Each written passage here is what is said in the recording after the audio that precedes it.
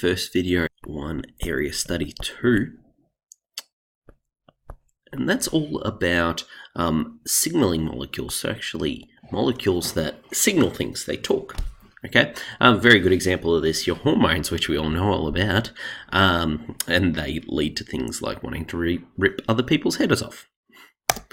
All right, pause the video here and have a go at these 3 quick questions, and we'll have a chat about them together in class. All right, so in the study design, so first part of Unit 3, Area Study 2 is all about these cellular signals, and we have to talk about the source and the mode of transmission of various different types of signals to their specific target cells, because they all have specific target cells, and the list of these include plant and animal hormones, even though I don't use plant hormones, but they are in your study design called plant hormones, neurotransmitters, and pheromones. Okay? All right, so up until now, we've really only focused on cells individually, right? We've talked about the cell membrane of a cell. We've talked about the manufacture of protein inside that cell, the enzymes that cell might use, photosynthesis if it's a plant cell, cell respiration for most other cells. And that's really important, but as you know, your body's actually made up of quite a few, about 37.2 trillion cells, and they certainly don't act by themselves. The cells are actually in a constant communication, telling each other what they're doing and what they're going to do next. All right. So in many ways, our body actually much like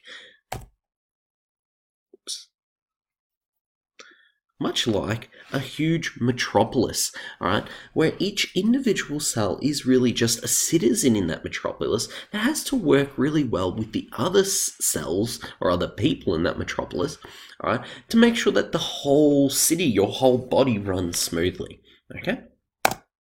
So there's very different kinds of cellular molecules. There's lots and lots of kinds of cellular molecules, but there's different pathways these molecules can take.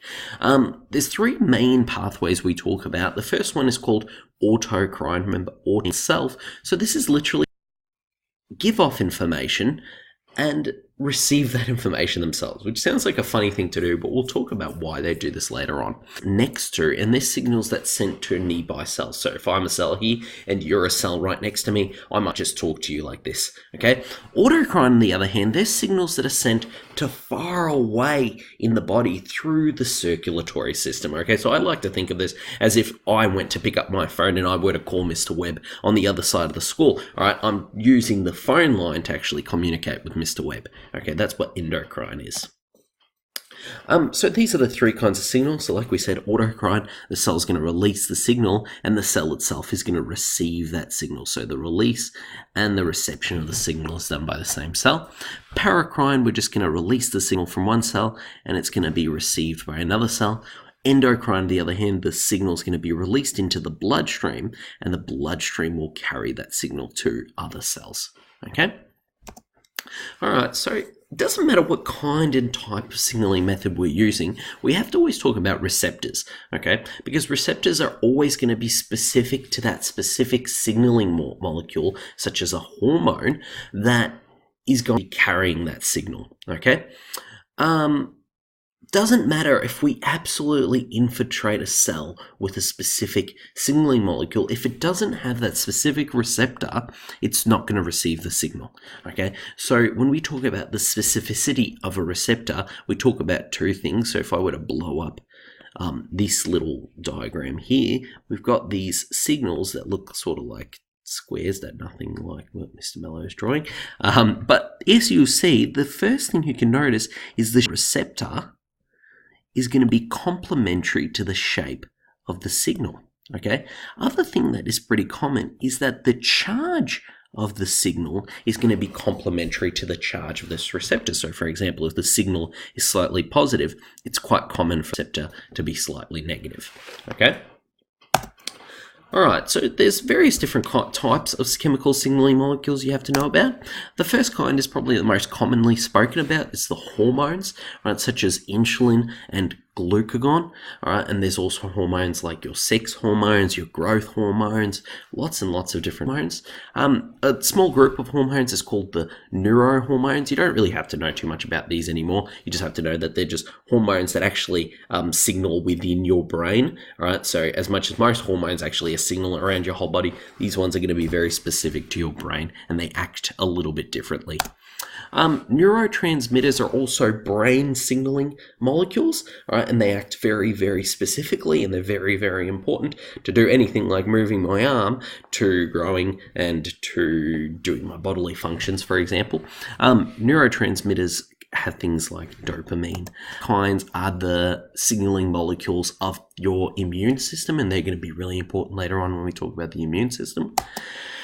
And then we have pheromones, which are a funny kind of signaling molecule, such as the ones to do with menstrual synchrony. And they're molecules that actually are when two different individuals of the same species are actually talking to each other. All right, we'll talk about these in a second. Oh, and lastly, can't forget that there's a group of hormones that fit into just for the plants, and they're slightly different, and we'll talk about them separately. Okay, so the plant growth regulators is also what they can be called. So let's talk about hormones. They're one of the most important and most common signaling molecules talked about, and they act through what's called the endocrine system, and that should tell you how they act, right? Because the endocrine signaling is through the bloodstream, through the circulatory system, all right? So, for example, produced in your brain, it's going to enter your bloodstream and go where it needs to be going, your liver. All right, and then your liver is going to receive a signal from that hormone, and it's going to take a specific action. Okay, so for example, here these are the release different hormones. Okay, so we have things like the pituitary pineal gland in your brain, your thyroid gland, your thymus, your adrenal gland, and your pancreas. Your ovaries and your testes are all glands. Okay. The vast majority of hormones are what we call peptide hormones, which you should know. If you see peptide, we think of protein. A good example of this is insulin. There's a small minority of them that are called steroid hormones, which are the lipids or the fat hormones, such as all the sex hormones. They're steroid hormones. What you really have to know about and steroid hormones is how they act. What do they actually do? Okay, so peptide hormones, or protein-based hormones, are water-soluble. Because they're water-soluble, okay, it means that when they travel through the bloodstream and get to a specific cell, when they get to that cell, they can't go into that cell. All right, remember the cell membrane is lipid-based, so the receptor, or the receptor for that hormone has to be a surface receptor. It has to be on the surface of a specific cell. Okay. Once that receptor gets met by this hormone, it's going to then carry the message into this. It's going to make changes inside the cell, which we're going to talk about later on. Steroid hormones, like this, on the other hand, because they are fat or lipid hormones, they are lipid soluble, which means that they hate water, which means that they can go directly into the cell, and we have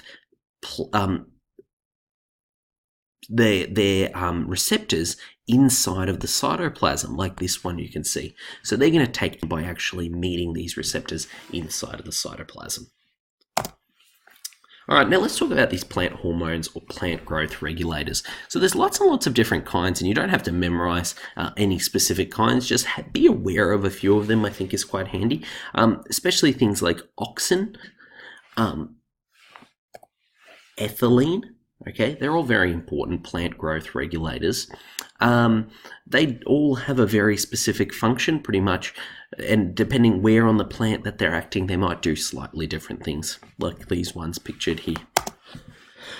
So what's the difference between plant and animal hormones? It's mostly in terms of how complex that they really are. Plant hormones actually are very simple organic substances, and animal hormones are very complex organic substances. For example, the plant hormone ethylene, right, is a carbon molecule with 4 hydrogens around it, like this. So CH4. That's ethylene. That's how complex it gets. And so that's a very small, tiny molecule. Okay. Plant hormones are also, they're transmitted through the xylem and phloem or by diffusion, but animal hormones are transported in the actual blood because plants don't have blood. And then there's also no specific organs involved in making these plant hormones, but animal hormones, remember, are synthesized in specific endocrine glands. They're the main differences between the two. All right, let's talk about this next group called the neurotransmitters. Neurotransmitters are all amino-related, so they're all made of at least one amino acid, okay?